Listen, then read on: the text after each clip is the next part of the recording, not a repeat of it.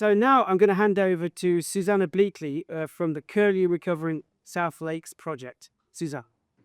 Thank you, and I'm really delighted to be here and to see so many friends. Jackie, will you wave at me if you can't hear me? My voice drops. Thank you.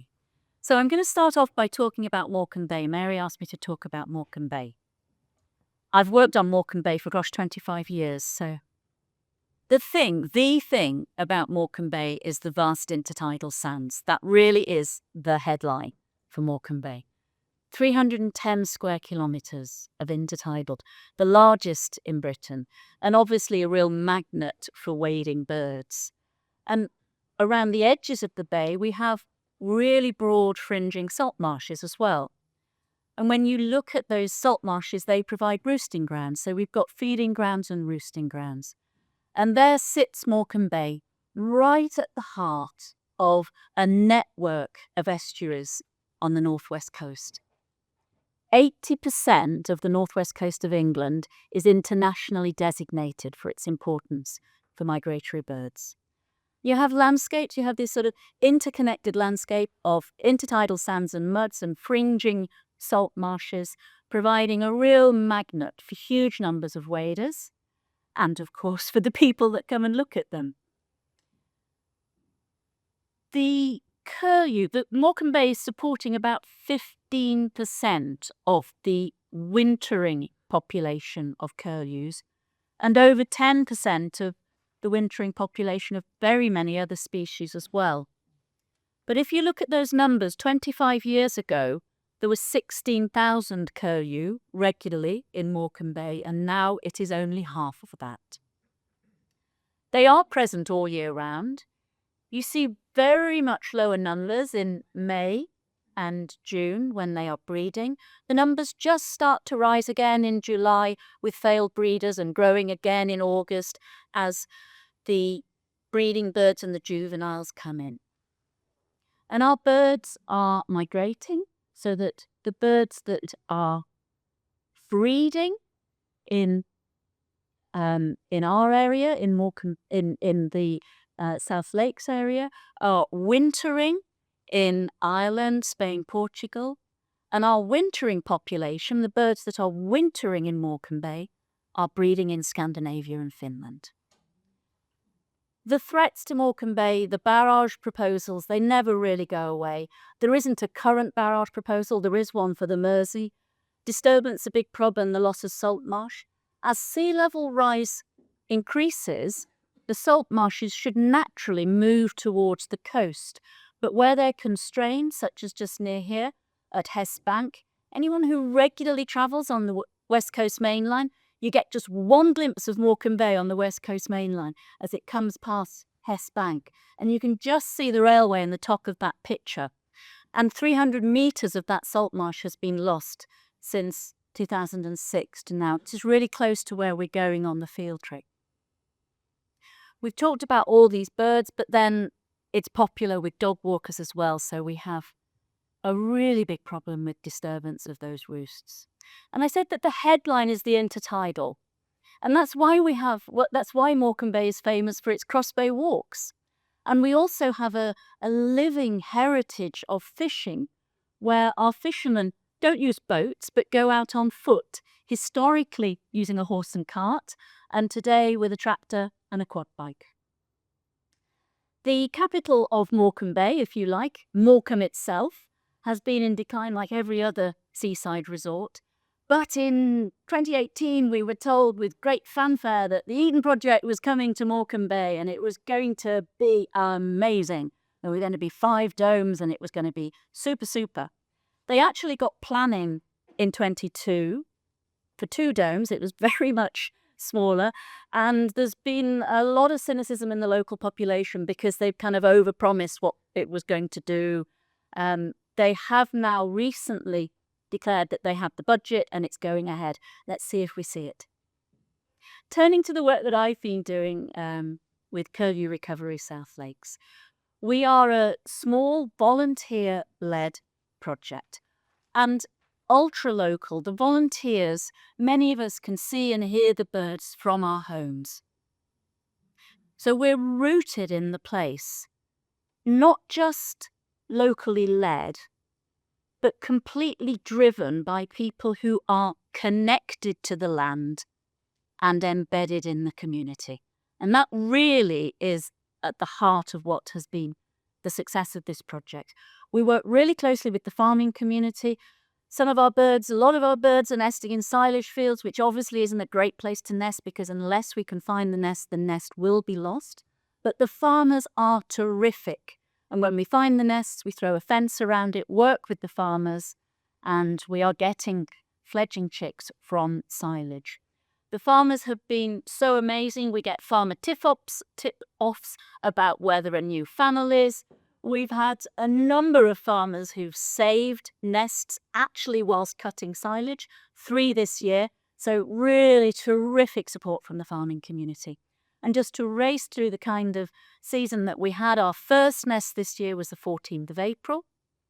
By the end of April, we were on nest 15. A month later, we had fenced 27 nests. There were 11 nests still sitting. 10 nests had hatched 37 chicks.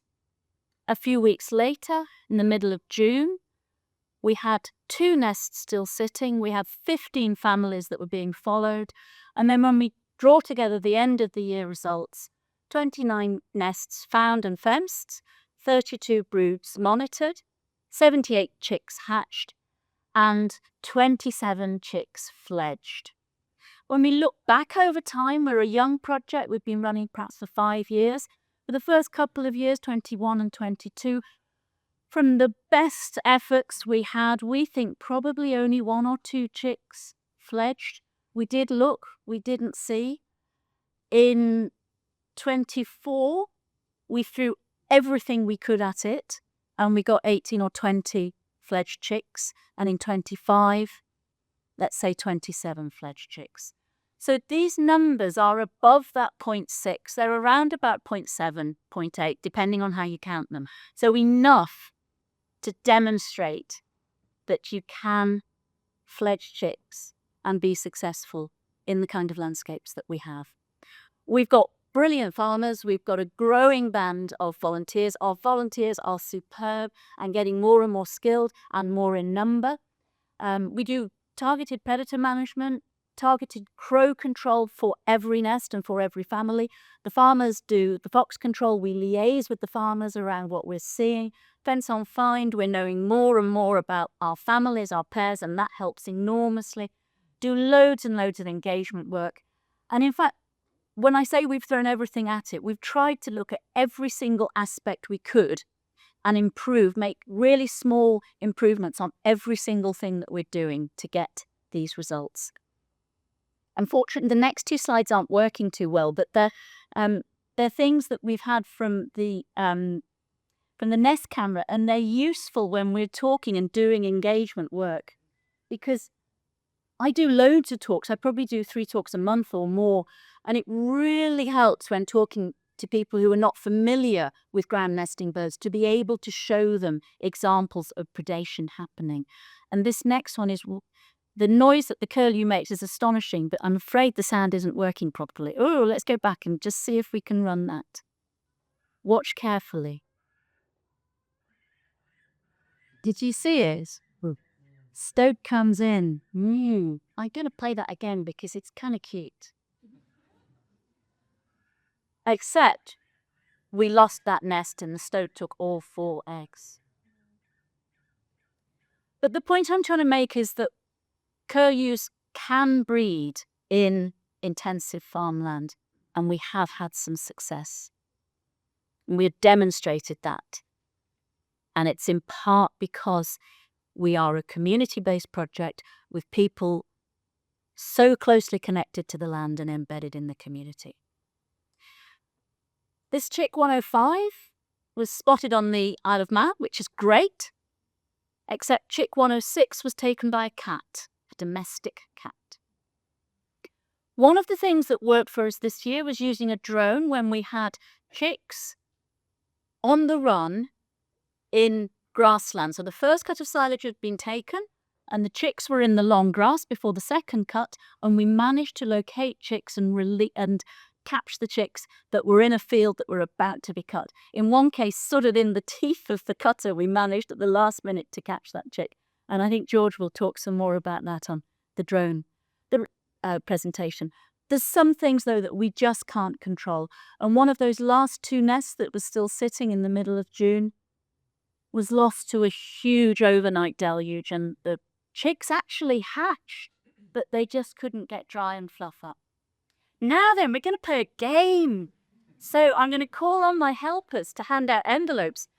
Nobody is to open the envelope until they have written 2 numbers on the front.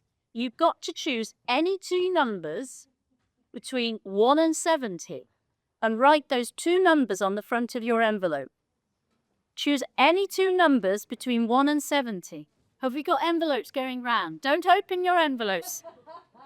No, naughty. Write 2 numbers on the front of your envelope and then open your ends. Yes. Oh, yeah. Has everyone got an envelope? Yep. Does everybody want a pet?